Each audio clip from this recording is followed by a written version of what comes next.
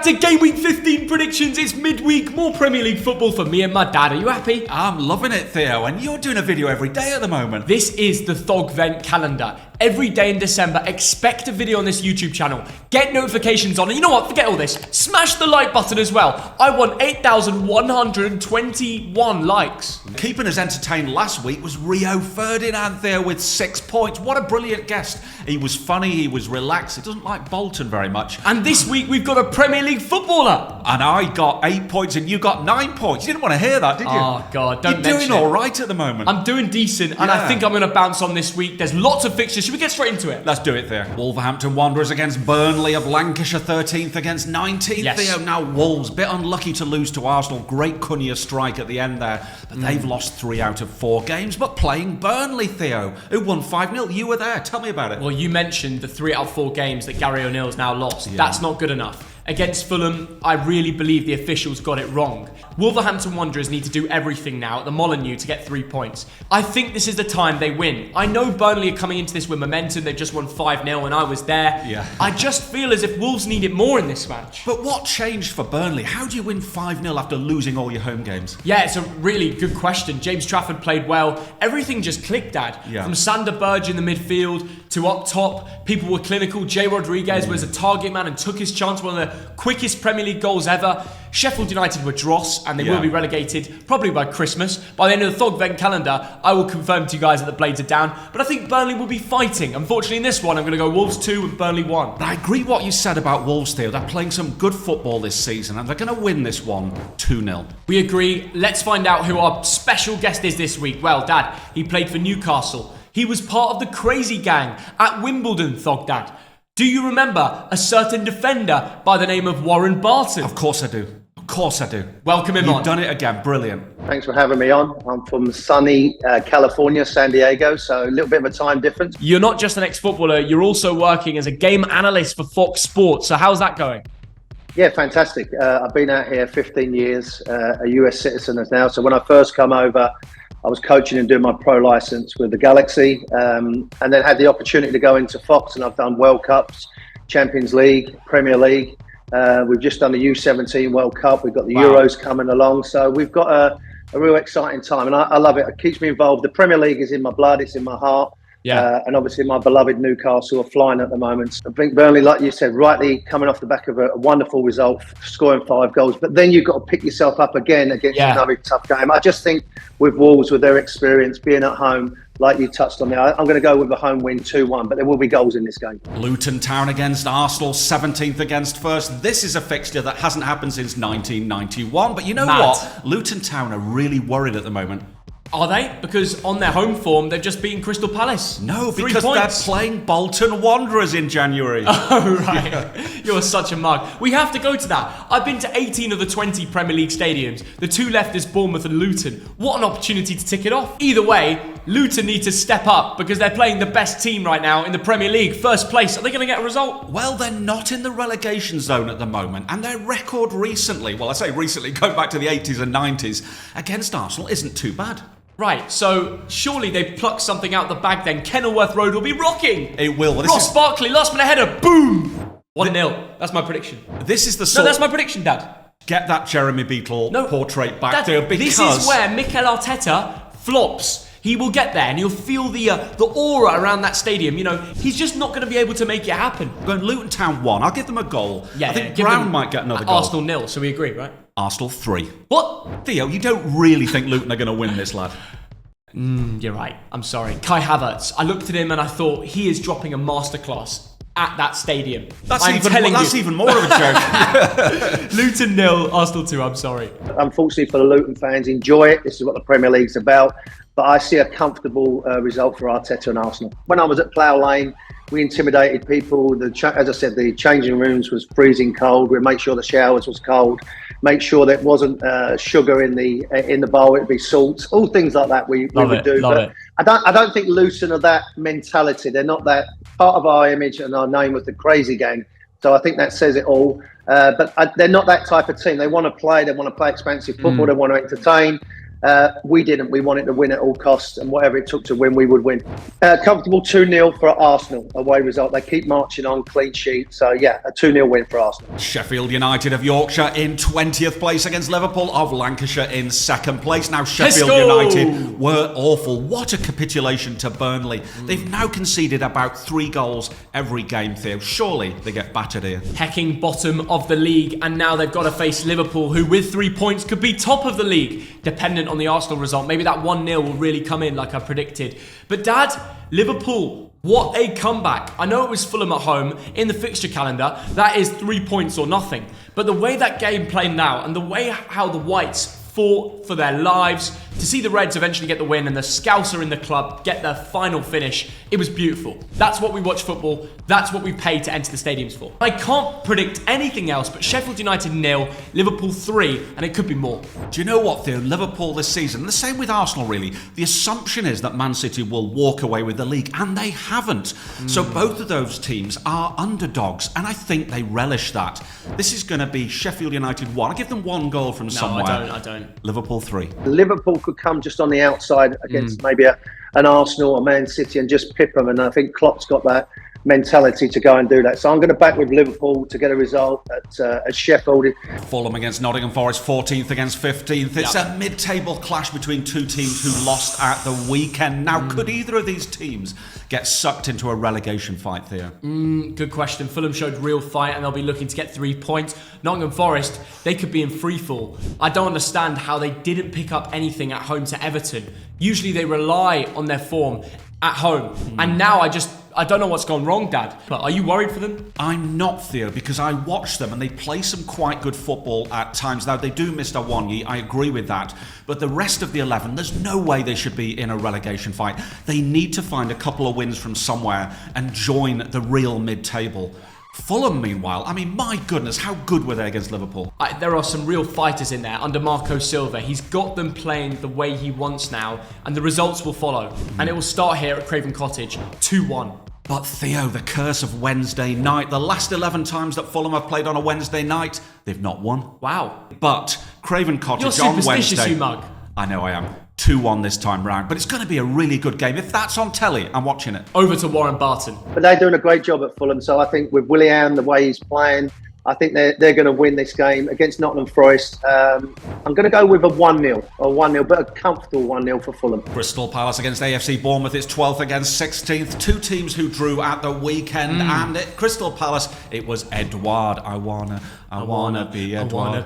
Oh, let's not sing. Okay, fine. But right, who's going to win this one? It's hard to call, isn't it? Well, Bournemouth had serious fight at Villa. Yes. 2-2 draw. Iriola, he's playing the way he wants now. I don't think they will get beaten at Selhurst Park. Now, Bournemouth have got 10 points in 5 games. That's European form, Theo. Roy Hodgson sneaks a point. I'm going with a 1-1 draw. I'm first of all going to shout out Solanke, Theo, who's starting to look like a really good striker. That's why he's in my FPL team. Wow, very good shout. And I'm also going to agree with you, a 1-1 draw. I'm going to go with Crystal Palace. Although being an ex-Wimbledon player, I don't want Palace to do well because many years ago we used to share our stadium. Roy Hodgson will get the result and win 2-0. 2-0 at home to the Palace. Brighton and Hove Albion against Brentford, 8th against 11th. This, of course, is the battle of the owners. It's Tony Bloom against Matt Benham. In fact, you know what, Theo? There's one thing I want. Forget all those courtroom battles. I want those 2 teams to turn up on the coach. I want Tony Bloom to get out Matt Benham. I want a proper old-school 70s scrap in the car park. Now, what's amazing about this match is the players get bonuses if they score or win. So everybody's going to be fired up to get something out of this game. Yes. Now, it's fallen away at Brighton a little bit, hasn't it, the last few weeks? There's a few draws there. But you know what? Against Chelsea down to 10 men, you should have got something. Brighton are on a very bad run, but I've got a feeling because of the whole bonus situation that the owners give more money to the players if they win in this game because the owners hate each other that much. I think Brighton will come out the other end, fired up. I think they're going to win 2-1. Brentford in reasonable form. Of course, they beat Luton at the weekend. 27 shots they had. 3 of them went in. But I'm going to go with the 1-1 draw. You mug. Brentford is the last team you want to play when you're having a bad run. And maybe with Brighton a little bit everybody gets injuries. So I can see an upset here for Brighton and making it difficult, although at home they've done well. Brentford have done great. I'm going to go with a nervy 1-0 for them to win this game 1-0. Manchester United against Chelsea, 7th against 10th. It's the battle of the fallen giants. But you know what, Theo? We've gone weeks and weeks and weeks without a Thogdad fact. Oh, it's back! We're bringing it back. Get the music going. Oh, actually, I've got to give the fact. In the history of the Premier League, the most drawn encounter between two teams is Manchester United against Chelsea. Wow. 26 draws. And that's a Thogdad fact. Right, back to the football, because this is a... No, I love that song. No, we need to focus, Dad. Okay, yeah. 10th against 7th. Man United on awful form. They've just lost to Newcastle 1-0 at their own place. Travelled to Istanbul. I saw them get what felt like beaten by Galatasaray. It was 3-3 draw, fair enough. Their last results were good in the Premier League before that, but are they going to beat Chelsea at home?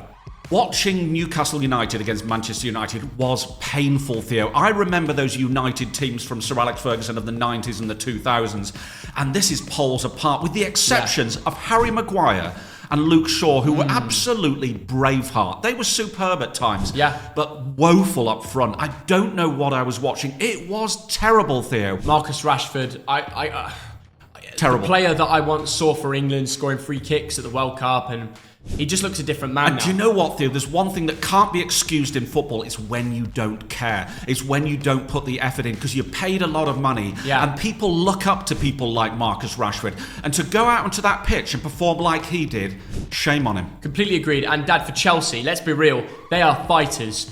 They've just beaten Brighton 3-2, huge result, with 10 men as well. Conor Gallagher really let them down, won't play in this fixture, but I think that's fine. They've got good depth now. I reckon it's going to be a 1-1 draw. Yeah, I don't think Ten Hag has many more bad results in him before we really start talking about whether he's going to leave. For this game, though, I'm going to sit on the fence here. Manchester United in the Premier League, form-wise, are actually pretty good. And I think they'll hold out Chelsea to a draw. But high scoring, 2-2. I think this is the hardest one to call, because depending what happens with United, they've been on a decent run, but it still feels to me that they keep stumbling every time because of the problems in goal, because of the problem at the back, and who's their number 9, who's going to score the goals.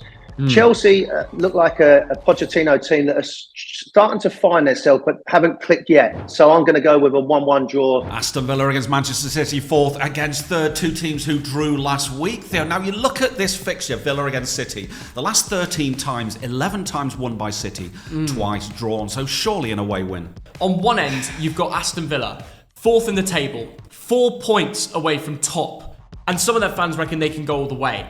Okay, then you've got Manchester City, who've just come off the back of a 3-3 draw to Spurs at home, which is a very bad result. I know people bring up form and all, but that Spurs defence is completely leaky, and they should be losing to everybody at the moment until they get their key men back. That was a disgrace of a result for Pep Guardiola. Now he's going to go Villa away. That is actually one of the hardest fixtures in the calendar. And they're doing that with suspended Rodri. He's their rock. Him and Grealish are both suspended. It's going to be a tough time for them. I'm going to go Aston Villa 2, Manchester City 1. Oh, Theo, give your real prediction, because the Luton joke. That is prank, Ollie Theo. Watkins, Leon Bailey. It's not April the 1st. Give us your real score. If Moussa Diaby starts instead of Zaniolo, I don't want to see Zaniolo start. If it's Diaby, Bailey and Watkins, they will win this game 2-1. Right, okay, let us make this interesting. A bottle of champagne, because that's who we are these days, you know, living down in London. A bottle of champagne for whoever gets this right, if someone gets it right. You know, it's not fair on me, because obviously probably about 15-1 odds for Aston Villa to win, but I've just gone for it. Right, okay. It's going to be Aston Villa 1, Manchester City 2. You mug. Villa, they're on the high at the moment. I know their fans thinking that they can challenge. I still think they're a bit of a way from doing that, but Emery's done a great job. He showed his worth again. And this is going to be a really tough game for Manchester City. So I'm going to go with a 2-1 result, because City always scored, and probably Haaland. I think that'll spur everybody on for their holiday period. Everton against Newcastle United, 18th against 6th. But you know what, Theo? If Everton hadn't had that 10 points taken off them, I think they'd be about 12th. Now, these are two teams who won last weekend. And I've got to say, I watched that Everton game. Dwight McNeil, a little bit of magic to get the 3 points. Is Newcastle a step too far to say that they can win again? I don't think it is. I think this is a really hard game to call because Newcastle aren't quite as good on the road as they are at St James's Park. And Everton have played some really good football this season. What I'm amazed by is that the Geordies have had so many injuries, but Eddie Howe still finds a way of getting results. Whether it's in Paris, where they won 1-0, I still call it that because that was a robbery at the end, or the next week where they had to go back to St James's Park and play Manchester United. They find a way. I'm sorry, Toffees fans. I'm going Everton 0, Newcastle 1. I think Nick Pope is going to have a great game and he just saves everything. Big lad in between the sticks. And I think Alex Isaac will just pop in with one moment of brilliance. Yeah. I'm going to go on this one. Everton 1, Newcastle 2. Let's go over to the Geordie player 150 times. What's he saying? This is the one that worries me for Newcastle, because if you've got aspirations of being back in the top four, and you're right, in the Champions League against PSG, 2 wonderful performances, 4-1 at home and then 1-1 away, which was never a penalty, but that's the way you come against things. This concerns me. If we, being Newcastle, can come out with a point, I'll be delighted. Sean Dyche is starting to, have his authority on the team. Particularly, they can use that 10-point deduction as like motivation, us against the rest of the world. Different kettle of fish at the moment. So 1-1. I've always found the Evertonians, the Blue Noses, great to play in front of. We've had a lot of fun. They've given me a lot of abuse, but always a little bit tongue-in-cheek. And finally, Tottenham Hotspur against West Ham United, 5th against 9th. It's a tasty London derby. And what can you say about Spurs? They lose 3 in a row. And then Kulusevski, with his shoulder, rescues a point against Man City. Brilliant there.